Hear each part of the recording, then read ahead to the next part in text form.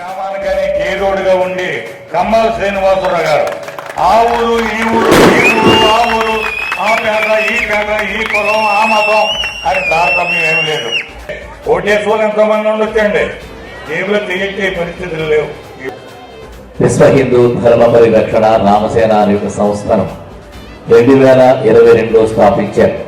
ఎక్కడైతే ఒక నాయకుడు కంబాల శ్రీనివాసరావు వచ్చాడు అంటే కంబాల శ్రీనివాసరావు అంటే నాయకుడు కాదు, మీలో ఉండే ప్రతి ఒక్కడు కూడా కంబాల శ్రీనివాసరావు. మొన్న గోకవరం గ్రామంలో ముగ్గుల పోటీలు పెడితే దాంట్లో కూడా శ్రీరంగపట్నం గ్రామంలో ఒక అమ్మాయి పేరు నాకు తెలియదు. ఆ అమ్మాయికి 15,000 ఫస్ట్ బహుమతి వచ్చింది. 55 సంవత్సరాల జీవితం నాకు శ్రీరంగపట్నం గ్రామంతో అనుబంధం. శ్రీరంగపట్నం ఒక దివ్య శక్తి, భగవత్ శక్తి నన్ను తీసుకుని ఇక్కడికి వచ్చింది.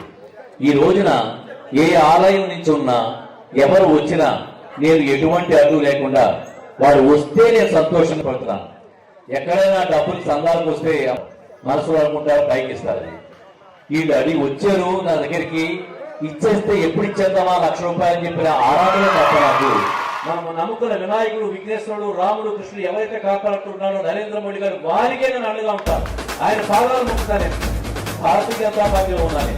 స్వచ్ఛమైన పార్టీ, ధర్మాన్ని, దేశాన్ని, దేశ భక్తిని నమ్ముకున్న పార్టీ. ఛత్రపతి శివాజీ స్వామి వారికి విగ్రహాన్ని, వివేకానంద విగ్రహాన్ని ప్రతిష్ఠించుకుంటూ సనాతన ధర్మాన్ని కాపాడాలని పేరు